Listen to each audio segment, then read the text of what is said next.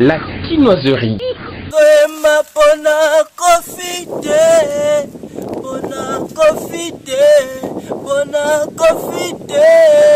Nazoyemba pona kofite, kofi wa bezolo. Mwisi mbi ndayemba bon. Mwisi mbi aba pona kofite. Bonze mone yoka ngonda lobate. Alobaka nazoyemba pona pongite. Pona kokite. Na kokite en sens te. Embla tu me dis kofi. Nazoyemba pona kofite, pona kofite. Na barankina kofi. Voilà ye. Ebite. Ma yoka yembela ba. Pourquoi mwisi mbi comment tu t'appelles? Angeyema nzembo acha komba kofi na kai. Oh. Eza libanga je. Soka yemi nazoyemba pona kofite. Ya libanga bwaki mutu na ye. Yoka atewe kasala bwa kote mobwe. Chantele Kofi Olomide. Abraham.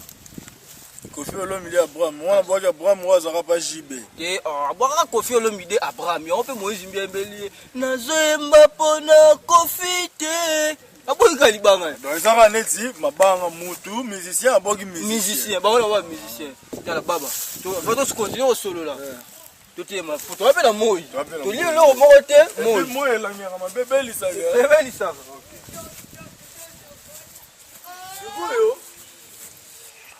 On comprend le mot. Les mots français sont des rankines. Les mots français sont des rankines. Sont des rankines. Donc, il y a raté. Ngai na fani na parler. Nazo yoka, bato bazo sa ba discussion. Il y a piné na français. Ah, piné. Piné na français. Pour la piné na français zani. Piné na français. Piné na français. Ah. Petit na ngai, yo bila. Oyo petit na ngai. Petit noté. Bon, ça va. Mutu na ngai. Ami. Piné na français. Piné. Et ça simple. Ozika on piné là, ozika les pineux. Le pineux. Donc kota na linga ezaka piné. Piné. Nake bongisa piné. Na français c'est quoi? Pineux. Le pineux. Le pineux. Ok. Dans la lingala, piné. Oh, son. La français, le pineux. Tu vois bien, la français, faut dire le pineux. Et bon, Quado, c'est très facile. Ouais, ça va notion, on peut se faire bon, transmettre intelligence nocturne de la bouche de moi. Oui. Quado. De la lingue, on est à quado. N'a que quado. On va voir c'est n'a que quado. La français, le quado. Le pineux.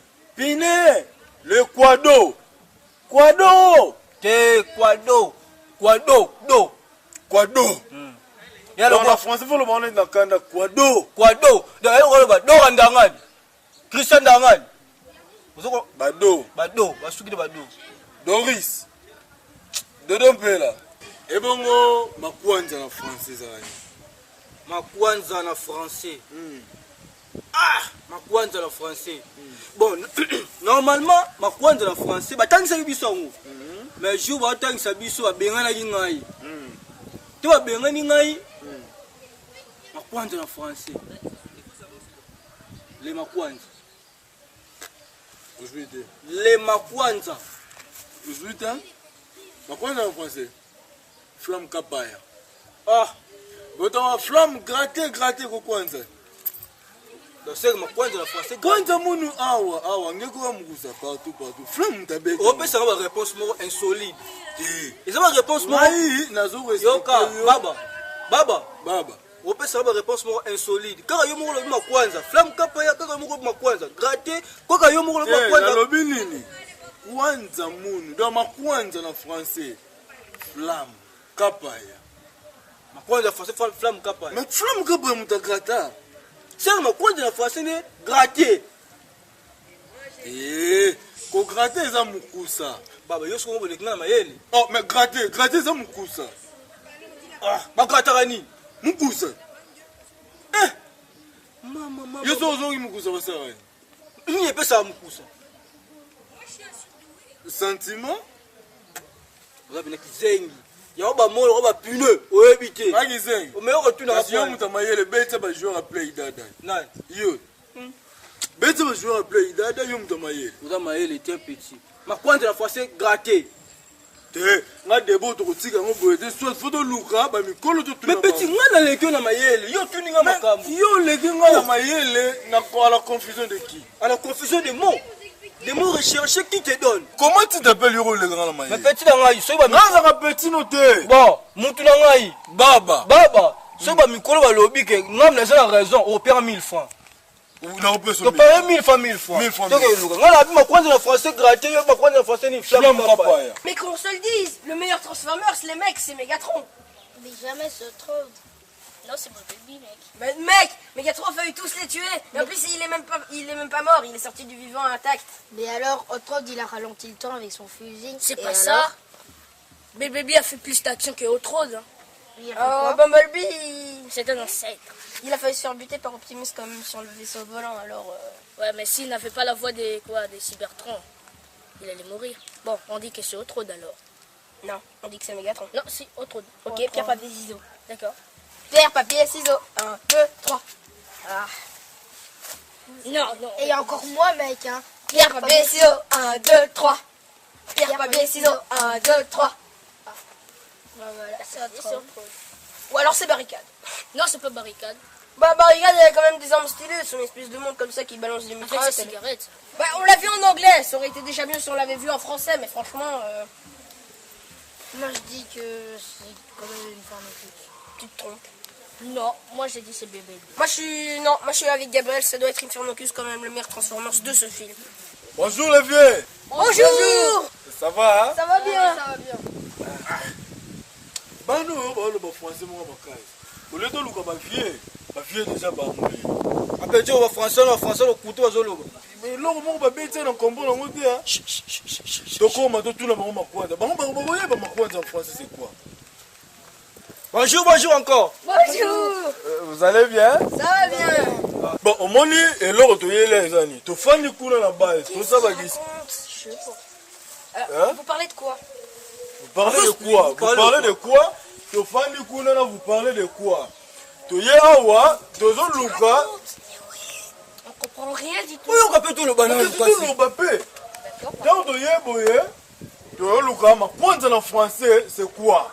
Ye azotia tembe ye bien nango makwanda na français c'est yo loba gratter gratinage gratte ngabi c'est flamme rapaya yango tondoluka toleka bavie mais toyoki bino boloba français yango toye kotuna bino. Je comprends pas ce que vous dites en fait. Je sais pas. Pardon? Je comprends pas ce que vous dites. papa toke tuna papa Je ne comprends pas ce que vous dites. soko bino boza bana na bana ah papa zati je ne comprends pas ce papa voilà tuko papa na bino J'aimerais que je te dise, je t'aimerai toute ma vie. J'aimerais, je te promets toutes mes nuits. Baba Jusqu'à l'infini. J'aimerais que je te dise. Paris n'a pas la nuit a fait bouger la capitale. À musique africaine, on reste original. J'ai des filles sexy assises à ma table. Ce soir, on s'enjaille, on reste original. On dépasse à compter, on vit qu'une seule fois. Ce soir, il faut bouger. Mais nous, on vous parle pas de chansons, c'est juste on comprend pas ce que vous dites. Dis, Maman, j'ai dit, tu le dis, hein? Pino chips. Pino chips. Je jure sur la tombe de ma mère. Pino chips. Je raconte des bêtises. Pas le français. Je raconte des bêtises. Mais pas le français, non. Écoutez. Nous, on comprend pas. On dit ceci. Tu vois, hein? C'est quoi? L'eczéma. Je le savais. C'est ça que tu parlais donc. Je le savais. Je savais. L'eczéma. Donc en fait, Oui. ici, Il y a des choses comme ça. Non. des boutons comme ça. Bouton, hein? Bouton petit, petit, ta, ta, ta, ta. Et puis on gratte comme ça. On gratte comme ça, oui. Les femmes capailles. Hein? C'est l'eczéma. C'est l'eczéma. L'eczéma. Le Benzema. L'eczéma. D'abord, avec un Benzema. Non. Eczéma. Eczéma. Donc, ma pointe en français, Benzema. Eczéma. Hein? Ah, merci, hein? C'est... Oh, comment on soigne? Salut. Salut, mon gars, soda. Bref, on continue. Qu'est-ce qu'on disait donc? Hein? En fait, Hein? je m'étais trompé. Excuse, C'est hein. des crimes, donc. Quoi? L'Afrique, c'est le berceau de l'humanité. Oui. Arrêtez. Mais t'inquiète, hein. Arrêtez. Le labo fait son envoi. Le corbeau et le renard, c'est un arbre pêché. Je suis le pêcheur d'un bounaron. À qui donc tu pourras manger? Je m'en finis là. Ah, t'as bien dit ton cinquième. T'as Écoutez, bien, tu dis, t'as bien, t'as dit. T'as bien. la table Ça, de maintenant, multiplication t'as par 4, par 5, par 6. Je suis désolé. On a fait passer le temps. Tout le monde va question pour répondre. Babangi biso na français bana yo. Bye bye. Merci d'être venu, c'était un plaisir de vous rencontrer. Mais... Bye bye lik lik. Bye bye, c'était un Bino plaisir. ça lik lik bino. Tiens. Benzema. Kwanza na français, comment Yele baba faut aller à Benzema. Yele ke bolasi. Excellent. Ouais, c'est d'une bakambwa. La chinoiserie.